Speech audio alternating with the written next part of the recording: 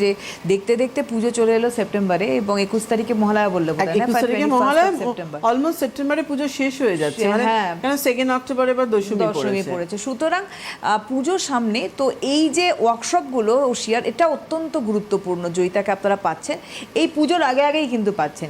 নিজস্ব আউটলেট তো আছে, এবার কিন্তু বাইরের ওয়ার্কশপগুলোও হচ্ছে। সুতরাং আপনারা ডেফিনেটলি পৌঁছে যান।